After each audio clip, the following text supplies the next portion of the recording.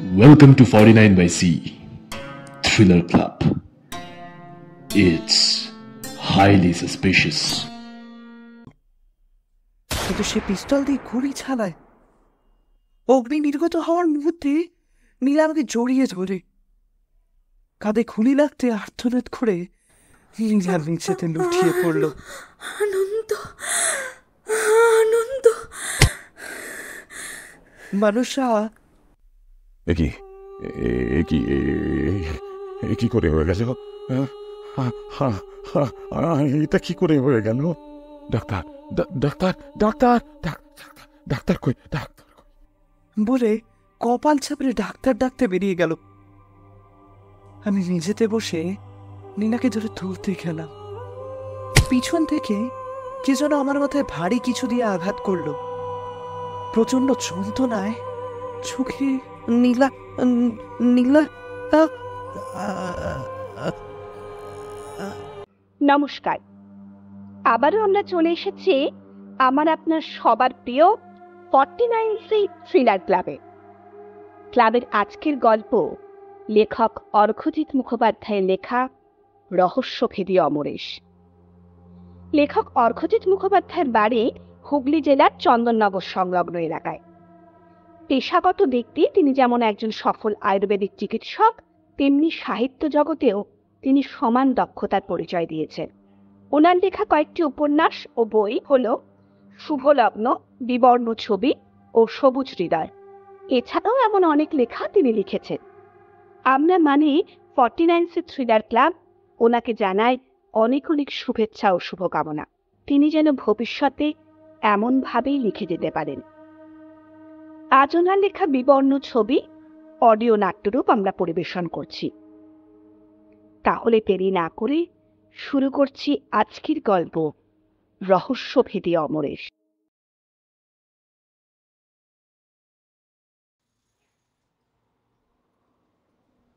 শ্যামবাজারের কাছে 112/2 রাজা দীনেন্দ্র স্ট্রিটের গলিতে প্রাচীন একটা 3তলা বাড়ি ভেঙে নতুন করে কনস্ট্রাকশনের কাজ চলছে। মালিক বীরেন্দ্র সিং এই বাড়িতে একটি পলিক্লিনিক করতে চাইছেন। এই কোটিপতি ব্যবসায়ী পাঞ্জাবি ভদ্রলোক 4 বছর আগে বাড়িটি পরিচিত বাঙালি ব্যবসায়ী মানুষ সাহার কাছ থেকে খুব সস্তায় কিনেছিলেন। তিনি এতদিন বাড়িতে বসবাস করেননি। গেঞ্জি কলের মালিক প্রৌঢ় মানুষবাবুর একমাত্র তরুণী মেয়ে নিখোঁজ হওয়াতে পারিবারিক অশান্তিতে ভুগছিলেন। বাড়ি বিক্রি করে তার অসুস্থ স্ত্রীকে নিয়ে স্বাস্থ্য উদ্ধারে পুরীতে চলে যান। সিভিল ইঞ্জিনিয়ার বিমান রায় বাড়ি ভাঙা গড়ার দায়িত্ব নিয়েছে। বিমান মিস্ত্রিদের দিয়ে ঘর ভাঙার প্রথম দিন থেকেই দেখছেন খোলা পরিত্যক্ত গ্যারেজে মানসিক ভারসাম্যহীন একটি ভবঘুরে লোক থাকে। ময়লা জামা প্যান্ট পরা, ফর্সা রং তামাটে হয়ে গেছে, মুখ অনেক দিনের না কাটা গোপ দাড়িতে ভরা। বছর 32-এর যুবকটি বোবা। বন্ধ ঘর খুলে বিমানরা কাজ করার সময় নিচের সদর ঘরে ঢুকে ভবঘুরে লোকটি হাতের ইঙ্গিতে বিমানকে কিছু বোঝাতে চায়। বিপরীতে রাস্তার চায়ের দোকানের বৃদ্ধ মালিক বলেন 7 মাস আগে লোকটি এসে বাড়ির পরিত্যক্ত গ্যারেজে আশ্রয় নিয়েছে।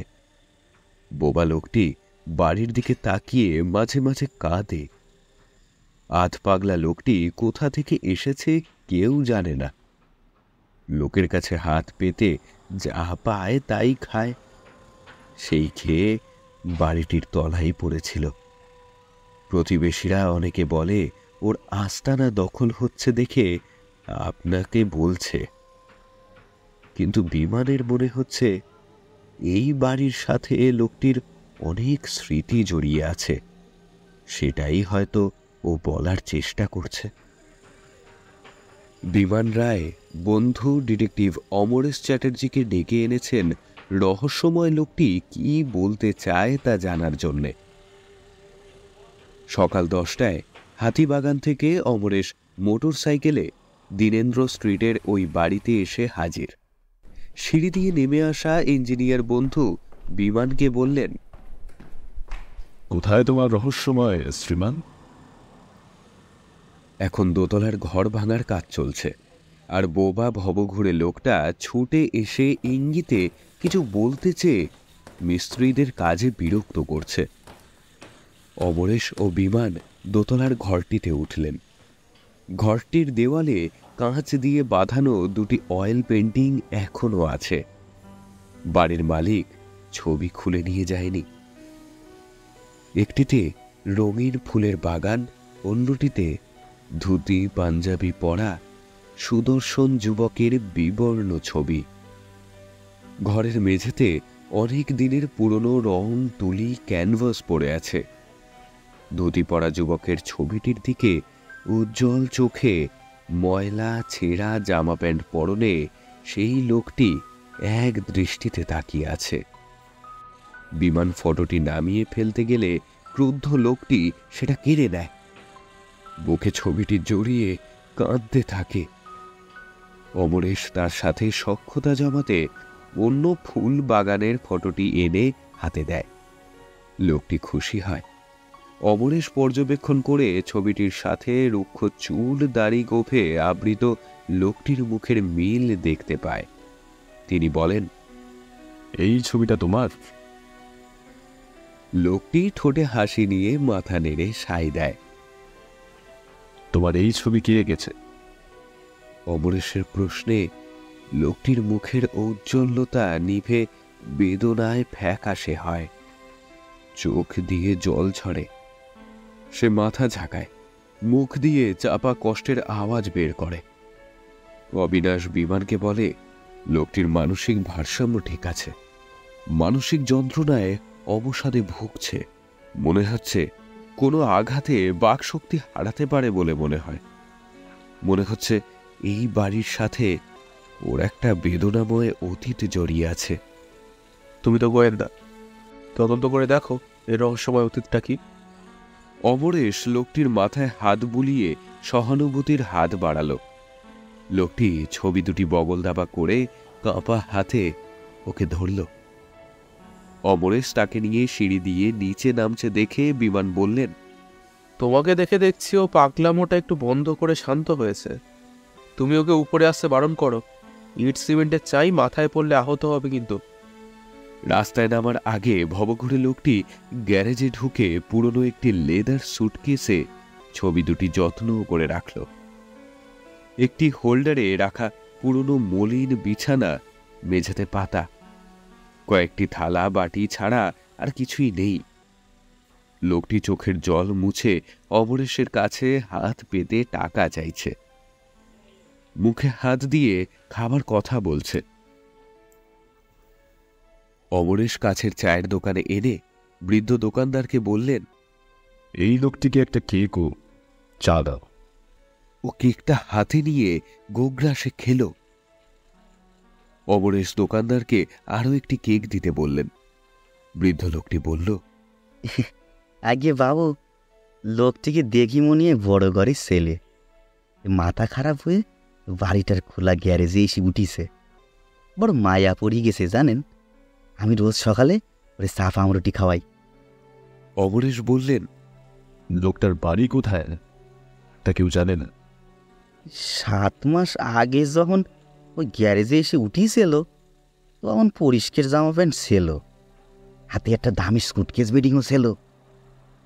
বোবা বলে ওর মনের কথা বুঝতে না পারলেও ও আমার দোকানের 5 মাস খেটিয়ে দিত। বিনিময়ে আমি ওরে দুপুরের খাবার দিতাম। ওই গ্যারেজ ছেড়েও না আশ্রয় নেবে না। ওই গ্যারেজেই রাতে দেয়াল থেকে নির্জনে নিজের ভুলি কথা বলিছে। একদিন কি হয়েছে জানেন? একদিন দোকানে খদ্দের ভদ্রলোকের হাতের ইংরেজি খবরের কাগজটা নিয়ে পড়তেছিল। আমার নাতি ক্লাস 7 পড়ে।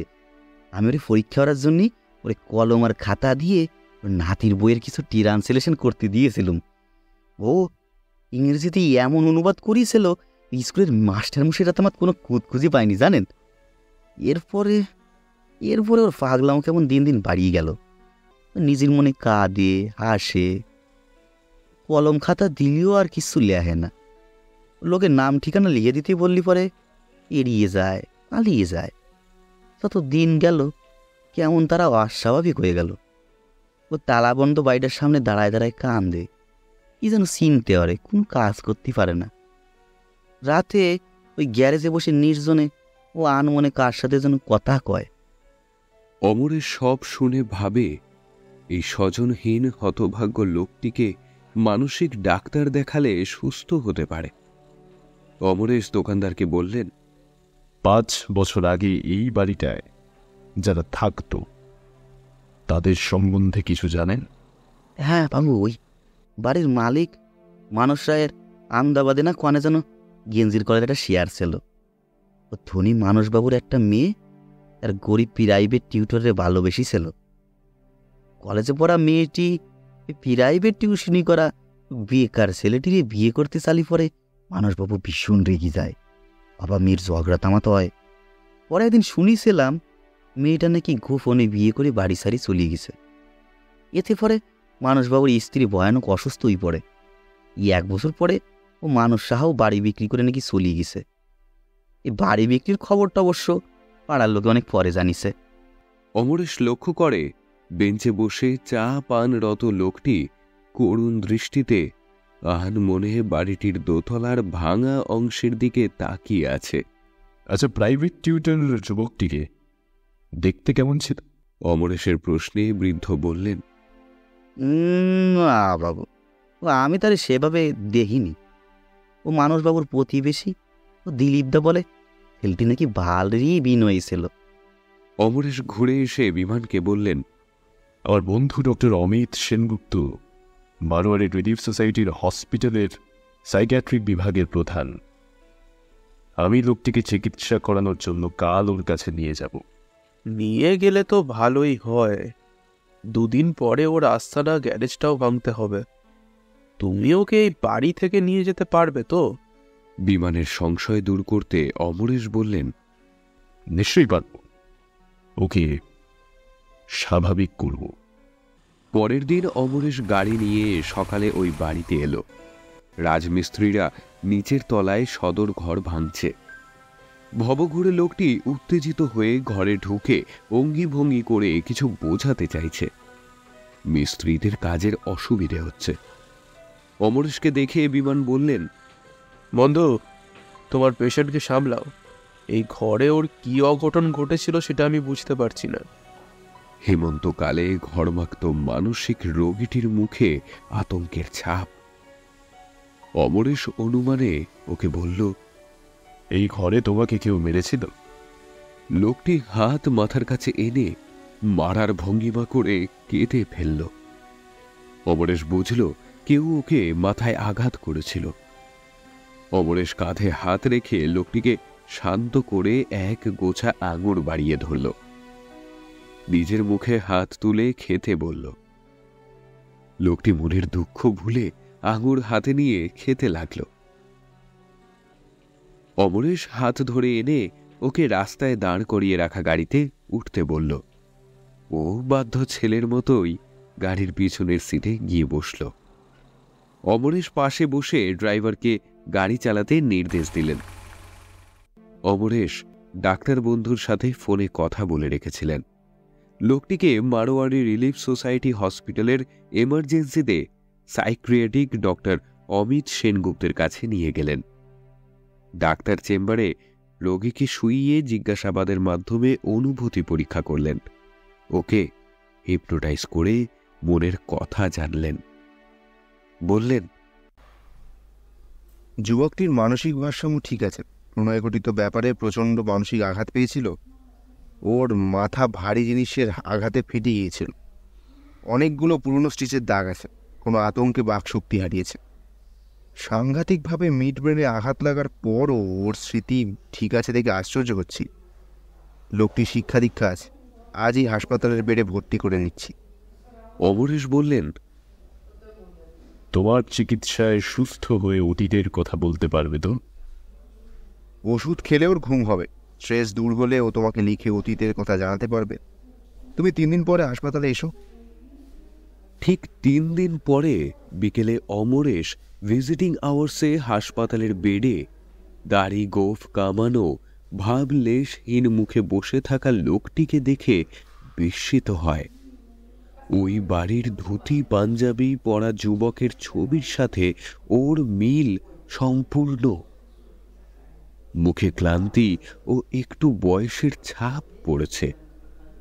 অমরেশ বেডের পাশে টুলে বসে বললেন, এখন কেমন আছো? লোকটির মুখে মৃদু হাসির রেখা। ওষুধ মানুষকে মনের ব্যথা ভুলিয়ে ক্ষণিকের শান্তি দিতে পারে। অমরেশ ডায়েরির পাতায় লিখলেন, তোমার নাম কি? তুমি কি কাজ করো? ডায়েরি ও পেন নিয়ে কাঁপা হাতে লোকটি লিখল, আমার নাম আনন্দ দত্ত। আমি কিন্ডারগার্টেন স্কুলের টিচার ছিলাম, ইংলিশে গ্র্যাজুয়েট। অমরেশ আবার লিখলেন, ওই বাড়িতে তোমার কে ছিল? তোমার ছবি কে এঁকেছে? আনন্দ ছলো ছলো চোখে হৃদয়ের ছবি আঁকল। লিখল, আমার হৃদয় নীলাঞ্জনা। অমরেশ লিখলেন, তোমার নীলাঞ্জনা এখন কোথায়? তোমার জীবনের কষ্টের কথা লিখে জানাও। আনন্দ লিখল, খুব কষ্ট হচ্ছে। সেই দিনগুলোর কথা ভাবলে না বুকটা ফেটে যাচ্ছে। না, আমি পারছি না। আমি পরে লিখে আপনাকে জানাবো। ফোন। ডক্টর সেনগুপ্ত বেডে এসে আনন্দকে পরীক্ষা করে বললেন, ও অনেকটা স্বাভাবিক হয়েছে। ওর নাম বাড়ি আমায় লিখে জানিয়েছে। তুমি এখন ওকে বিচলিত না করে ডায়েরি রেখে যাও। আনন্দ সময় করে ওর জীবনের কথা লিখে রাখবে। অলরাইট ডাক্তার, আমি পরে আসবো তাহলে। অমরেশ পরের দিন বিকেলে হাসপাতালে এসে দেখল আনন্দ বেডে ঘুমোচ্ছে। ওয়ার্ডে ডিউটিরত ডাক্তার সেনগুপ্ত ডায়েরিটি অমরেশকে দিয়ে বললেন, সারা রাত ধরে বেদনাময় অতীতের কথা লিখে আনন্দ অস্থির হয়ে পড়েছিল। ওকে আমি ঘুমের ওষুধ দিয়েছি। অমরেশ বাড়ি ফিরে রাতে ডায়েরি পড়তে শুরু করেন। বাল্যকালে মা বাবাকে হারিয়ে মাসি মেশোর কাছে বড় হয়েছি। শ্যামবাজারের গলিতে মাসি মেশোর ভাড়া বাড়িতে থাকতাম। গ্র্যাজুয়েট হওয়ার পর প্রাইভেট টিউশনি করে ওই চাকরির চেষ্টা করতাম। এক ধনী বন্ধুর সাহায্যে একটা কোটিপতি ব্যবসায়ীর মেয়ে নীলাঞ্জনাকে পড়ানোর সুযোগ পাই। তখন ও তখন 12-এ। রাজা দীনেন্দ্র স্ট্রিটের ওদের বাড়িতে পড়াতাম। দামি গয়না ও পোশাকে সেজে গাড়িতে ঘুরে বেড়ানো নীলাঞ্জনার মনটা ছিল একেবারে সরল আর কোমল। ও উদারতাটা পেয়েছে ওর মায়ের কাছ থেকে। ওর মাও মধ্যবিত্ত পরিবারের মেয়ে, কিন্তু ওর বাবা ছিল অহংকারী আর দাম্ভিক। নীলা ভালো ছবি আঁকত। কোনো দর্শনীয় সুন্দর জায়গায় বেড়াতে গেলে ছবি এঁকে আনতো আমার জন্য। আমি ছোটবেলায় ওই মাস্তুত দিদির সাথে হারমোনিয়াম নিয়ে বসে একটু গান টান চর্চা করেছিলাম। আমি নীলার ছবির প্রশংসা করতাম। ও আমায় গান গাইতে বলতো, মুগ্ধ হয়ে আমার গান শুনত। আর এমন চলতে চলতেই কিভাবে যেন আমরা প্রেমে পড়ে গেলাম। নীলা বিকালে নিজের গাড়িতে আমাকে নিয়ে ময়দানে বেড়াতো। নীলার মা আমাকে খুব স্নেহ করত, তাই মেলামেশার প্রশ্রয়ও দিতেন তিনি। গাড়ি ড্রাইভার অবিনাশ তার মাধ্যমে আমাদের বেড়ানোর কথা নীলার বাবার কানে যায়। মানব সাহা আমার সাথে বেড়াতে মেয়েকে নিষেধ করে দেয়। ড্রাইভারকে হুকুম দেন, এই মাস্টারের ছেলেটির সাথে নীলাকে গাড়িতে নিয়ে যাবেন না। কিউটার আনন্দ মেয়েকে পড়িয়ে বাড়ি চলে যাবে। বাড়ির মধ্যেই আমাদের প্রেম পর্ব চলতে থাকে। তখন নীলা হায়ার সেকেন্ডারি পাশ করে, তারপর কলকাতা আর্ট কলেজে ভর্তি হয়েছে। আমি ওকে পড়ানো ছেড়ে দিয়েছি। প্রতি বিকালে ভিক্টোরিয়ার কাছের ময়দানে নীলার সাথে দেখা হয় আমার। ড্রাইভার অবিনাশটা আমাদের অন্তরঙ্গতার কথা মানসবাবুকে জানাননি। নীলা ড্রাইভার ও কাজের লোকদের বিপদে না টাকা দিয়ে সাহায্য করে। ওর বাবা আমেদাবাদে গেলে আমি ওদের বাড়িতে থাকতাম। একদিন নীলা আমাকে বলল, ধুতি পাঞ্জাবি টোপর পরে বর বেশি বিছানায় বসে থাকো, আমি তোমার ছবি আঁকবো। আমি আমি কার বড় হব? কে বিয়ে করবে আমায়? তুমি আমার বর হবে, আমায় বিয়ে করবে। নীলা বোর্ডে কাগজ লাগিয়ে রং তুলি দিয়ে আমায় বসিয়ে ছবি আঁকলো। ওই ছবিটি বাঁধিয়ে ওর বেডরুমের দেয়ালে রাখলো। আমি একটা কিন্ডারগার্টেন স্কুলে চাকরি পাওয়ার পর নীলা বলেছিল আমাকে বিয়ে করবে। ওর বাবা খুব রেগে জানিয়েছিল, ওই ভ্যাগাবন্ড মাস্টারের সাথে আর একদিনও মিশবে না তুমি। আমি তোমার জন্য ডাক্তার পাত্র দেখে রেখেছি। না, মেয়ের এই আবদার মানসবাবু রাখেননি। বাড়ির চাকর, দারোয়ান, ড্রাইভার রাম সিংকে হুকুম দিয়েছিলেন আমার সাথে নীলাকে দেখলেই যেন জানায়। নীলার মা আমাকে জামাই করে নিতে রাজি পর্যন্ত ছিল। ওদের বাড়িতে এরপর চা বন্ধ হলো। একদিন সকালে নীলা শ্যামবাজারে আমার মাসিমেশ্বর বাড়িতে এসে বলল, আমি যদি তোমাকে রেজিস্ট্রি করে তোমাকে বিয়ে করি, বাবা মেনে নেবে? বাবা আমার সব দাবি মানে। কাল সকালে বাবা আহমেদাবাদ থেকে ফিরে আমাদের স্বামী স্ত্রীর ওকে দেখলে মেনে নেবে? বাসি ও মেশোর আশীর্বাদ মাথায় নিয়ে গাড়িতে করে ম্যারেজ রেজিস্ট্রি অফিসে এসে ফর্মে সই করে বিয়ে করলাম। নীলার বিশ্বস্ত ড্রাইভার অবিনাশ দা গাড়িতে কালীঘাটের মন্দিরে নিয়ে গেল। বরকনের তোপর, মুকুট, ফুলের মালা কিনলাম। আমি মাকে সাক্ষী রেখে নীলার সিঁথিতে সিঁদুর পরালাম। নীলার পরনে দামি লাল বেনারসি, গলায় হীরের লকেট, বসানো সোনার হার। মোটা টাকা পেয়ে কৃতজ্ঞ অবিনাশ দা গাড়িতে আমাদের ডায়মন্ড হারবারের সমুদ্র তটে নিয়ে এলেন। একটা রিসর্ট ভাড়া করে আমরা মধু চৌধুরীমায় সেই রাতটা কাটালাম। পরের দিন সকালে আমরা বরকনের বেশে 3 স্ট্রিটের বাড়িতে উঠলাম। সকালের ফ্লাইটে ঘরে ফেরা মানুষরা আমাদের দেখে রাগে প্রায় গর্জন করে উঠল। কোন সাহসে এই লোফার ছোকরাকে বিয়ে করে এনেছিস? স্বেচ্ছাচারী হয়ে আমার বংশ মর্যাদা, মান সম্মান ধুলোয় মিশিয়ে দিলি। নীলার কাকাও সদর ঘরের পথ আটকে দাঁড়িয়েছিল। নীলা বাবাকে বোঝালো, বাপি, ও খুব ভালো ছেলে, স্কুল টিচার। আমি ওকে ভালোবেসে রেজিস্ট্রি ম্যানেজ করেছি। তুমি না মানলে বাড়ি ছেড়ে চলে যাব। তোর একটা শাড়ি কিনতেই ওর মাসের মাইনের টাকা শেষ হয়ে যাবে। কি খেয়ে থাকবি? ওই অপদার্থকে জামাই করলে সমাজে আমি মুখ দেখাতে পারবো না। তোমার বাড়ি গাড়ির থেকে ওর ভালোবাসা আমার কাছে অনেক বেশি মূল্যবান। মানুষরা অহংকার দিলেন। নীলা, সিঁদুর মুছে উপরের ঘরে চলে যা। অবিনাশ, এই ছেলেটাকে মেরে তাড়িয়ে দাও। নীলার মা মানুষ সাহাকে হাত ধরে শান্ত করতে করতে বলল, ওগো, অমঙ্গল কথা বলো না। আনন্দকে জামাই হিসাবে মেনে নাও। নীলা সাফ জানায়, চলে যাওয়ার আগে আমি নিজের ঘরে থাকা কিছু ছবি আনতে দোতলায় যাচ্ছি। খবরদার অবিনাশ দা, দাদাবাবুর গায়ে হাত দেবে না। নীলার ওপর যেন ওর বাবার রাগে উন্মত্ত হয়ে আলমারি থেকে পিস্তলটা বার করে আমাকে গুলি করতে চাইল। নীলার মা হাতে পায়ে ধরে তাকে থামালো। মানুষ স্ত্রীকে পাশের লাগোয়া ঘরে ঠেলে ঢুকিয়ে শিকল তুলে বন্ধ করে রেখে আমায় ধমকালো, এক্ষুনি বেরিয়ে যাও, না হলে তোমাকে মেরে ফেলবো।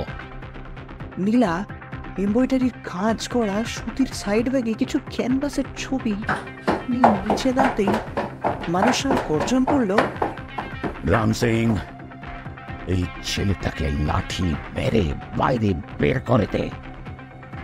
নীলার প্রতি কৃতজ্ঞতায় ওরা কিছু করছে না দেখে মানুষ একেবারে আমার দিকে পিস্তল নিশানা করে হাত চাকাচ্ছে। ভেবেছিলাম আমাকে ভয় দেখাচ্ছে নয়তো, কিন্তু সে পিস্তল দিয়ে গুলি চালায়। অগ্নি নির্গত হওয়ার মুহূর্তে নীলা আমাকে জড়িয়ে ধরে কাঁধে খুলি লাগতে আর্তনাদ করে নীলা নিচেতে লুটিয়ে পড়ল। আনন্দ, আনন্দ। মানুষরা কি কি করে হয়ে গেল? এটা কি করে হয়ে গেল? ডাক্তার, ডাক্তার, ডাক্তার, ডাক্তার কই? ডাক্তার বলে কপাল চাপড়ে ডাক্তার ডাকতে বেরিয়ে গেল। আমি মেঝেতে বসে নীলাকে ধরে তুলতে গেলাম। পিছন থেকে কে যেন আমার মাথায় ভারী কিছু দিয়ে আঘাত করলো। প্রচন্ড যন্ত্রণায় চোখে নীলা নীলা প্রায় অন্ধকার দেখে আমি জ্ঞান হারালাম। যখন জ্ঞান এলো দেখলাম দুর্গাপুরের হাসপাতালে ভর্তি। মুখে অক্সিজেন দেওয়া হচ্ছে, হাতে স্লাইন চলছে। ডাক্তাররা বললেন দামোদরের চরে আমি মাথা ফেটে অজ্ঞান অবস্থায় পড়েছিলাম। লোকে উদ্ধার করে ভর্তি করেছে। কি করে আমার মাথায় আঘাত লাগলো, আমার কি বা হয়েছিল, আমি কে, কোথা থেকে আসছি, কিছু মনে করতে পারলাম না। আমি স্মৃতি হারিয়ে ফেলেছিলাম, কথা বলার শক্তিও হারিয়ে ফেলেছিলাম। হাসপাতাল থেকে আমার আশ্রয় দুর্গাপুরের ভবঘুরে হোমে। ঘরের ইংরেজি আর বাংলা খবরের কাগজ আসত। আমি খবরের কাগজ ও বই পড়তে পারতাম দেখে হোমের বয়স্ক সুপারিনটেন্ডেন্ট আমায় বলল, তুমি বোবা হলেও দেখছি লেখাপড়া জানো। তা অফিসের আয় ব্যয়ের হিসেব খাতায় কলমে করে দিতে পারবে? আমি মাথা নেড়ে রাজি হয়েছিলাম। সুপার আমাকে হোমের হিসাব রক্ষকের কাজ দিয়েছিলেন, মাস গেলে কিছু টাকাও দিত। আমাদের আবাসের পাশেই একটা ধনী লোকের বাড়ি ছিল। ওই বাড়িতে একটা তরুণী মেয়েকে দেখে আমার মনে হতো কোথায় যেন দেখেছি। কত দিনেরই না চেনা আমরা। হোমের পাশে রাস্তা দিয়ে ও কলেজ যেত। ওর মুখ দেখে আমার মনের বন্ধ দরজা ধীরে ধীরে খুলে যেত। হারিয়ে যাওয়া জগৎ যেন হাতছানি দিয়ে ডাকতো আমায়। নিজের অতীতকে খুঁজে না পেয়ে মনের যন্ত্রণায় ভুগতাম। ওই মেয়েটিরও একদিন বিয়ে হলো। বিয়ের পর যখন মেয়েটি লাল বেনারসি পরে বরের সাথে গাড়িতে উঠে যাচ্ছিল, তখন ওর দিকে দেখে নীলার মুখটা চোখের সামনে হঠাৎ করেই ভেসে উঠল। স্মৃতি ফিরে পেয়ে বুঝলাম মেয়েটা ঠিক নীলাঞ্জনার মতোই দেখতে ছিল। নীলা আমাকে বিয়ে করে সকালে ওদের বাড়ি নিয়ে ঢুকলো। আমাকে বাঁচাতে গিয়ে বাবার গুলি নীলার কাঁধে লাগলো। কে যেন আমার মাথায় ভারী মারল। ভয়ানক সব স্মৃতি মনে পড়ে যাওয়াতে আমি আবাস বারান্দায় জ্ঞান হারিয়ে পড়ে গেলাম। সুপার ডাক্তারকে ডেকে নিয়ে এসে চিকিৎসা করে আমার জ্ঞান ফেরালো। ক্যালেন্ডারের পাতা উল্টে দেখলাম 4 বছর কেটে গেছে। উদ্বিগ্ন হলাম, নীলার কি পরিণতি হয়েছে? কাঁধে গুলি লাগার পরও বেঁচে আছে তো? একরাশ দুশ্চিন্তা নিয়ে নীলাকে দেখার আশায় কলকাতায় এলাম। শ্যামবাজারের বাড়িতে যেতে বাড়িওয়ালা আমাকে চিনতে পারল। সে বলল, মেশোর কারখানা বন্ধ হয়ে যাওয়ার পর মাসিরা ভাড়া বাড়ি ছেড়ে চলে গেছে। কোথায় গেছে তা বলে যায়নি। দীনেন্দ্র স্ট্রিটে নীলাদের বাড়িতে এসে দেখলাম তালা বন্ধ। আমি বোবা হওয়াতে নিজেকে প্রকাশ করতে পারিনি। নীলা স্মৃতি আকারে ওদের খালি গ্যারেজটায় শেষ আশ্রয় নিয়েছিলাম।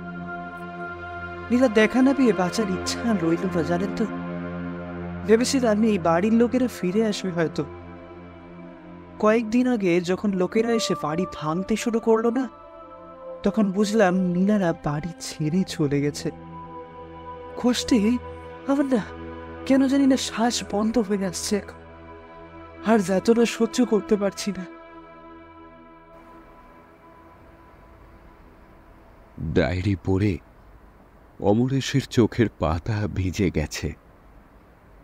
বড় প্রশ্ন, কাঁধে গুলি লাগার পর নীলা কি বেঁচে আছে নাকি মারা গেছে? যদি বেঁচে থাকে, আনন্দের তাহলে কোনো খোঁজ নিল না কেন সে? সকালে বাজার করে ফেরার পর অমরেশ বন্ধু বিমানের ফোন পেল। অমরেশ, আজ বাড়ির গ্যারেজ ভাঙার কাজ চলছিল। সেই রহস্যময় লোকটির যখের ধন ছবি দুটি সমেত সুটকেসটা বাইরে রেখে দিয়েছি। খবর হলো ওই গ্যারেজের মেঝে ভাঙার সময় একটি কঙ্কাল পাওয়া গেছে। দেখে মনে হচ্ছে কোনো মহিলার কঙ্কাল। গলায় সোনার হার আছে, হাতের হাড়ে সোনার চুড়ি। আমি পুলিশকে খবর দিয়েছি। তুমি হসপিটাল থেকে রহস্যময় শ্রীওয়ানকে নিয়ে এসে দেখাতে পারো। কঙ্কালটি হয়তো ওর পরিচিত কারোর। অমরেশ উৎসাহে ফোনে জানালো, লোকটি চিকিৎসায় কিছুটা সুস্থ হয়ে নাম নিজের দুর্ভাগ্যের কথা কিছু লিখে জানিয়েছে। ওর নাম আনন্দ দত্ত। ধনী মানুষ সাহার মেয়ে নীলা ওকে ভালোবেসে রেজিস্ট্রি বিয়ে করেছিল। মানুষ সাহা দরিদ্র প্রাইভেট টিউটর। আনন্দের সাথে মেয়ের বিয়ে মেনে নিতে না পেরে নীলাকে পিস্তল দিয়ে গুলি করেছিল। আনন্দকে মেরে দামোদারের চরে ফেলে দিয়েছিল। আমি এখনই হাসপাতালে গিয়ে আনন্দকে নিয়ে স্পটে যাচ্ছি।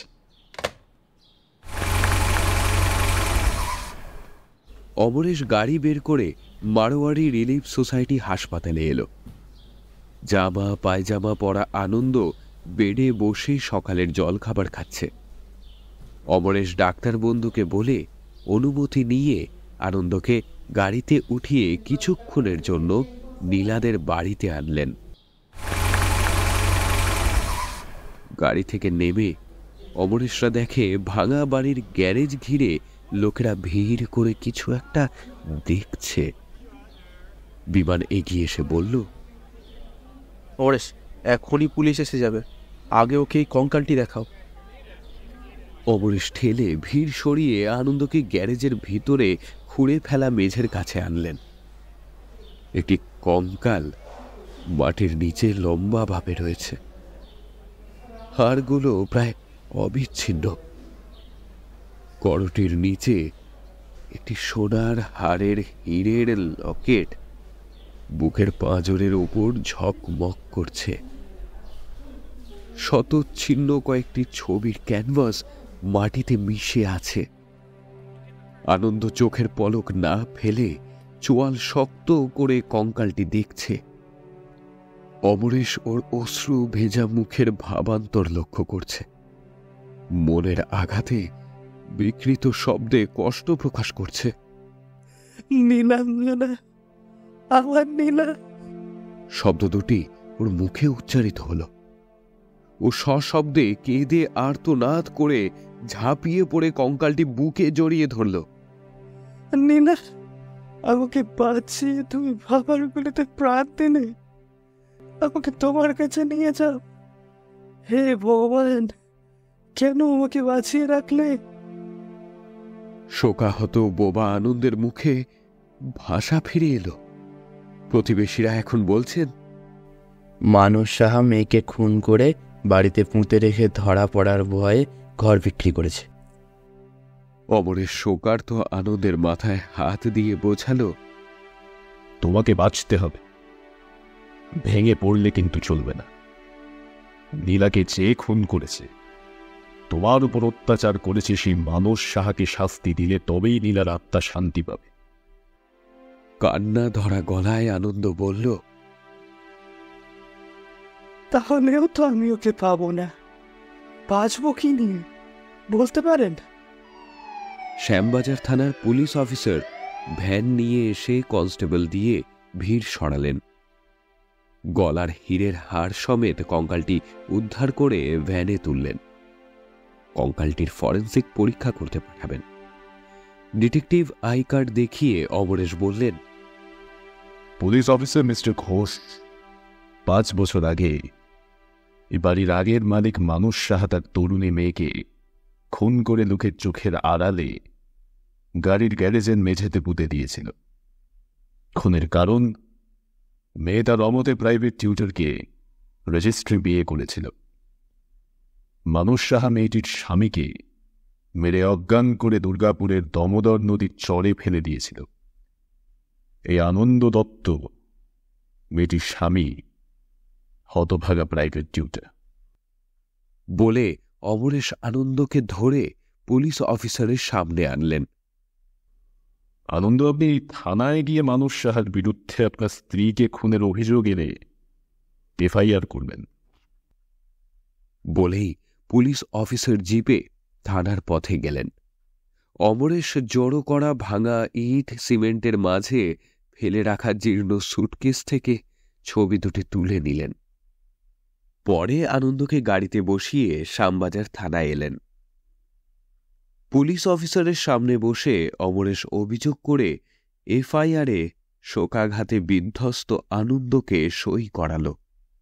পুলিশ অফিসার বললেন, ডিটেকটিভ চ্যাটার্জি, আপনি কি জানেন যে বাড়ি বিক্রি করে মানস সাহা কোথায় আছে? ওর প্রতিবেশীরা বলেছিল মানস সাহা পুরীতে গেছে। বলে অমরেশ আনন্দকে প্রশ্ন করল, নীলার বাবার পুরীতে কোনো আত্মীয় আছে কিনা তুমি বলতে পারবে? হাত দিয়ে চোখের জল মুছে অবসন্ন আনন্দ বলল, শুনেছি পুরীর স্বর্গদ্বার সাগরের কাছে নীলার কাকা প্রকাশ সাহার গ্লোরি নামে বড় লজ আছে। পুলিশ অফিসার বললেন, আমরা উড়িষ্যার পুরীতে গিয়ে উনি মানব সাহার খোঁজে তল্লাশি চালাব। কথা শুনে অমরেশ বললেন, মিস্টার ঘোষ, আমি মানস সাহার খোঁজে আজ রাতে পুরী রওনা দিচ্ছি।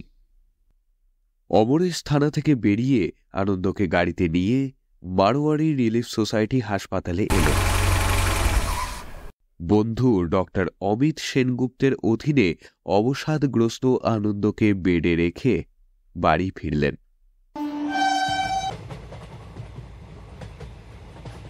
রাতে পুরী এক্সপ্রেসে উঠে সকালে পুরীর থানায় এলেন। কর্তব্যরত অফিসারকে জানালেন, কলকাতার রাজা দেনেন্দ্র স্ট্রিটের বাড়ির মালিক মানস সাহা 5 বছর আগে তার তরুণী মেয়েকে খুন করে বাড়ির গ্যারেজে পুঁতে রেখেছিল। গতকাল সেই মেয়ের কঙ্কাল উদ্ধার হয়েছে। জানতে পেরেছি খুনি স্বর্গদ্বারে তার ভাই প্রকাশ সাহার বাড়িতে আত্মগোপন করে আছে। আমি তাকে গ্রেপ্তার করতে যাচ্ছি, আমায় পুলিশ দিয়ে সাহায্য করুন।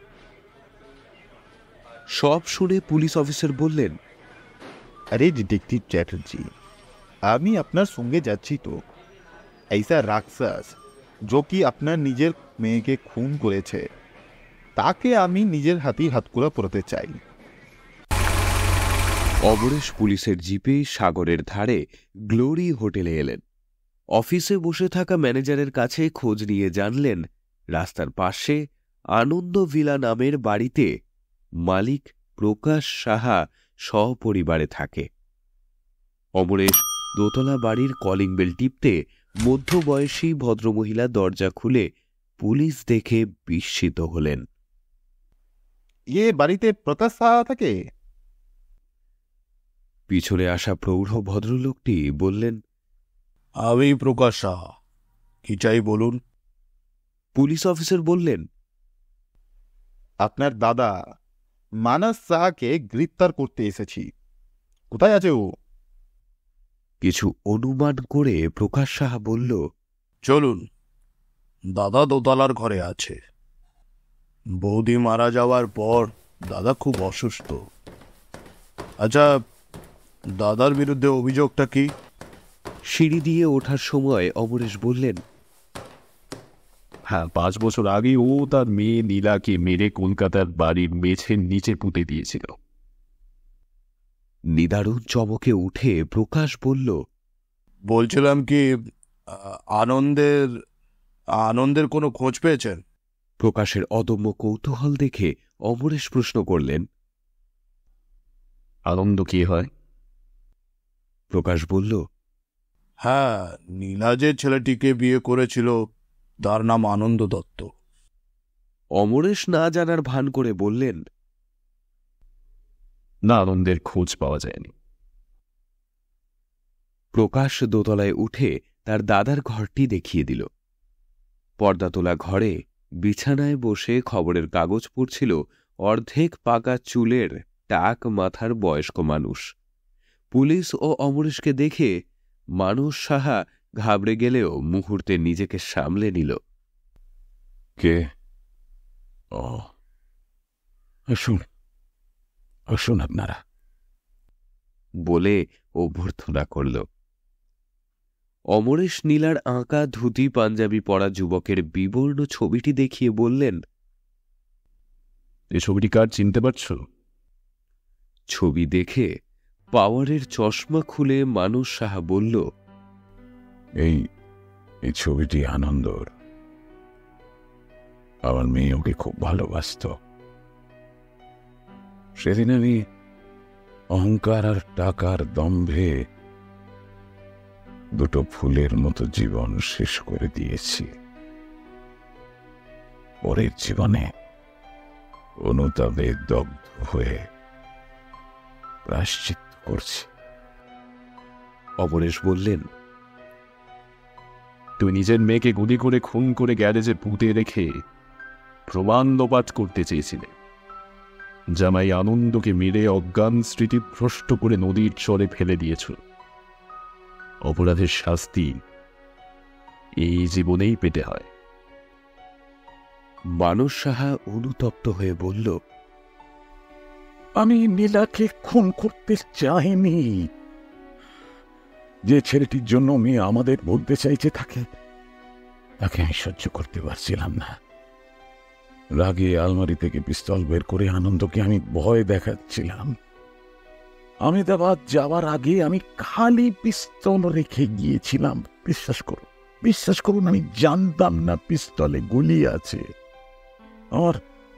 আমার অজান্তে নাড়াচাড়া করাতে পিস্তলের গুলি বেরিয়ে যায়। আর দুর্ঘটনায় গুলিটা আনন্দকে আড়াল করা নীলার গায়ে লাগে। আমি বুঝতে পারিনি নীলা আনন্দকে কেউ বেশি ভালোবাসে। সেটা যদি সত্যি ধরে নিই, কাঁধে গুলি লাগার পর দ্রুত চিকিৎসা করলে মানুষ বেঁচে যায়। তুমি মেয়েকে বাঁচানোর চেষ্টা করনি। কাঁধে গুলি লাগার পর নীলা অল্প সময়ই বেঁচেছিল। আমি ওকে ডাক্তার দেখানোর জন্য গাড়ি বের করেছিলাম, কিন্তু পাশে পড়ে থাকা আনন্দর রক্তাক্ত নিথর দেহ দেখেই হার্ট ফেল করে নিলাম, মারা গেল। আনন্দের মাথায় লোহার রড দিয়ে কে মেরেছিল? আমি মারিনি। বিশ্বাস করুন নীলার ওই অবস্থা দেখার পর আমি আনন্দকে মারিনি। যার জন্য মেয়ে জীবন দিতে পারে তাকে মারার আমার কোনো ইচ্ছে ছিল না। আমি গাড়ি বের করে এসে দেখি নীলার পাশে আনন্দের দেহ পড়ে আছে। বেয়ারা রাম সিংকে বলেছিলাম আনন্দকে মেরে তাড়িয়ে দিতে। হয়তো ওই আনন্দকে মেরেছিল। অমরেশ বুদ্ধিতে শান দিয়ে বললেন, সেটা জানি। নীলার অনুগত ড্রাইভার অবিনাশ রাম সিং আনন্দকে মারেনি। তাহলে তোমার ভাই প্রকাশ সাহা লোহার রড দিয়ে আনন্দের মাথায় আঘাত করেছিল। পরে মৃত মনে করে আনন্দকে গাড়িতে চাপিয়ে দুর্গাপুরে নিয়ে গিয়ে নদীর চরে ফেলে দিয়েছিল। দরজার আড়ালে দাঁড়িয়ে এতক্ষণ প্রকাশ সাহা সব শুনছিল। সে ছুটে সিঁড়ি দিয়ে লাফিয়ে নেমে পালাতে চাইলে অমরেশ বললেন, পুলিশ অফিসার, ওকে গ্রেপ্তার করুন, অপরাধী পালাচ্ছে।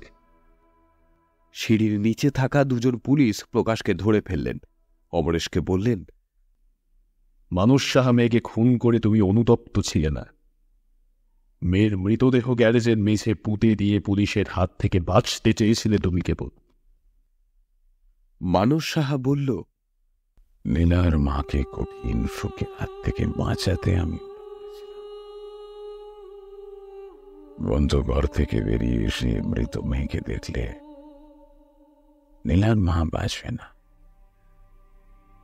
তাই 3 ঘন্টার মধ্যে গোপনে ড্রাইভার অবিনাশ আর রাম সিংকে দিয়ে কনির সাজে গহনা আর ওর প্রিয় ছবি সমেত নীলার মৃতদেহ গ্যারেজের মাটির তলায় সমাধিস্থ করিয়েছিলাম। পরে সিমেন্ট প্লাস্টার করে দিয়েছিলাম। অনেক টাকা দিয়ে অবিনাশ আর দারোয়ান রাম সিং এর মুখ বন্ধ রেখেছিলাম আমি। নীলার মা গুলির আওয়াজ শুনেছি। হ্যাঁ, ছিল 3 ঘন্টা পরে বন্ধ ঘর খুলে দিতেই নীলার মা আমাকে বলল, তুমি তুমি নীলা আর আনন্দকে খুন করেছ। আমি বলেছিলাম, না, আমি কাউকে খুন করিনি। আমি ভয় দেখিয়ে নীলা আর আনন্দকে বাড়ি থেকে বের করে দিয়েছি। তোর মেয়ে বাড়ি ছেড়ে চলে গেছে। প্রথমে আমাকে সন্দেহ করলেও আমার স্ত্রী মনে আশা জাগিয়ে রেখেছিল যে নীলা ফিরে আসবে। কিন্তু অনেকদিন পরেও মেয়ে ফিরে না আসাতে স্ত্রী ঘৃণায় আমার সঙ্গে কথা বন্ধ করে দিল। ও কেঁদে কেঁদে দৃষ্টিশক্তি হারালো। আমি তখন বাড়ি বিক্রি করি। কটন মিলের শেয়ার আমার ভাই প্রকাশের নামে উইল করে দিয়ে অসুস্থ স্ত্রীকে নিয়ে পুরীতে এসেছিলাম। আমি অনুশোচনার আগুনে পড়ছিলাম। স্ত্রী বেঁচে থাকার সময় ভেবেছিলাম আমি থানায় গিয়ে আত্মসমর্পণ করব। হাসি হলে হয়তো আমার জ্বালা জোড়াবে। কিন্তু সেদিন রেখে দেওয়া ব্ল্যাঙ্ক পিস্তলে গুলি কি করে এলো আমি আজও ভেবে পাইনি। তোমার পিস্তল আর কেউ ব্যবহার করত? হ্যাঁ, আমার ভাই প্রকাশের শিকারের শখ ছিল, তা ও মাঝে মাঝে পিস্তল ব্যবহার করত। সবই আমার পাপের ফল। আমার স্ত্রী মারা গেলেন, কিন্তু আমি এখনো বেঁচে আছি। অমরেশ বললেন, বাপ কখনো বাপকে ছাড়ে না। মানুষ সাহা, তুমি ফুলের মতো মেয়েকে খুন করলে আর কোমলমতি ছেলেটিকে জীবন স্মৃত করে রাখলে। এখনই থানায় চল। পুলিশ অফিসার বললেন, মানস সাহা, আমি আপনাকে খুনের দায়ে গ্রেপ্তার করলাম। মানস সাহা হাত জোর করে বলল, স্যার একটা মিনিট সময় দিন প্লিজ। আমার ডায়েরি লেখা চিরকালের অভ্যাস। আমি মৃত্যুর আগের দিন পর্যন্ত লিখে যেতে চাই। আমি একটা ডায়েরি সঙ্গে নিতে পারি? পুলিশ অফিসার সম্মতি দিলেন। মানস সাহা খাট থেকে নেমে চাবি দিয়ে আলমারি খুলে পিস্তল নিয়ে পিছন ফিরে নিজের বুকের বাম দিকে গুলি করল। সে মেঝেতে পড়ে কয়েক মুহূর্ত ছটফট করে মারা গেল। পুলিশ অফিসার মিস্টার মহাপাত্র প্রশান্তকে হাত কড়া পরিয়ে ভ্যানে তোলার সময় বললেন, আচ্ছা ডিটেকটিভ চ্যাটার্জি, এখানে তো দেখছি মেয়ের বাবা নয়, মেয়ের কাকা মেন কালপ্রিট। প্রকাশ যদি নীলার হাজবেন্ড আনন্দাকে মেরে রক্ত না বার করত, তাহলে মানস সাহা আহত নীলাকে ডাক্তারের কাছে নিয়ে যেত। ঠিক কথা। বিষয়ের বিষের লোভে প্রকাশ অপরাধী হয়েছে। অমরেশের কথা শুনে প্রকাশ সাহার স্ত্রী রাস্তায় প্রায় জিপের পথরোধ করে প্রশ্ন করল, নীলাকে খুন তো করেছে আমার ভাসুর, আমার স্বামীর অপরাধ কি? ওকে গ্রেপ্তার করলেন কেন? জিপে বসে অমরেশ বললেন, নীলার খুনের জন্য আপনার ভাসুরের থেকে স্বামী প্রকাশ সাহা বেশি দায়ী।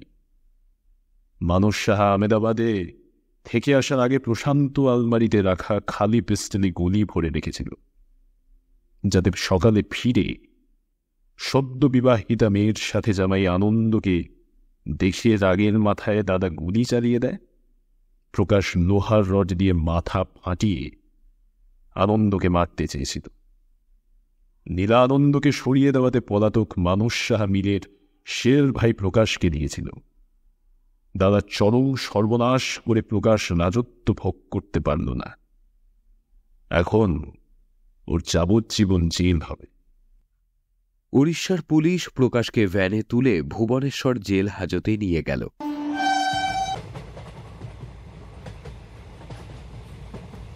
রাতে পুরী এক্সপ্রেসে কলকাতা ফেরার পথে অমরেশ ভাবতে থাকল, নীলার আত্মা শান্তি পাবে যখন জন্মান্তরে আনন্দের সাথে মিলিত হতে পারবে।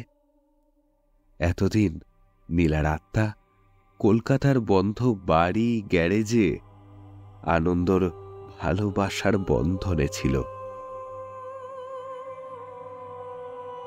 এতক্ষণ ধরে আপনারা শুনছিলেন লেখক অর্ঘ্যজিৎ মুখোপাধ্যায়ের কলমে রহস্যভেদী অমরেশ।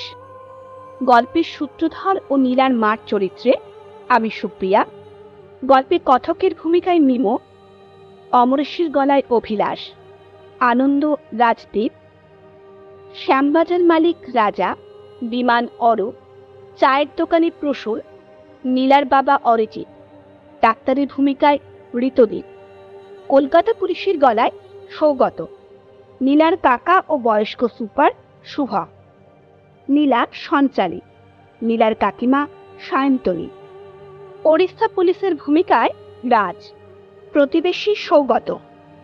সমগ্র পর্ব পরিচালনা করেছে ধ্রুবজ্যোতি ও রাজ। এডিটিং, পোস্টার ডিজাইনিং ও মিক্সিংয়ে প্রলয় ও শুভম। গল্পটি শেষ অবধি শোনার জন্য আপনাদেরকে অনেক অনেক ধন্যবাদ। গল্পটি শেষ অবধি শুনে আপনাদের ভালো লেগে থাকলে অবশ্যই লাইক, সাবস্ক্রাইব ও শেয়ার করবেন এবং গল্পটি কেমন লাগলো তা অবশ্যই জানাবেন। বিশেষ ধন্যবাদ জানাই 49C থ্রিলার ক্লাবের সমস্ত কলাকুশলীদের। আমাদের এই যাত্রায় তারা যেন এমনভাবেই পাশে থাকেন, আর আপনারাও যেন আমাদেরকে এইভাবেই মোটিভেট করে যান। আজ তবে চলি, আবার ফিরে আসবো আগামী সপ্তাহে ঠিক এই সময় এরকম আরও একটি গল্প নিয়ে। ভালো থাকবেন, সুস্থ থাকবেন।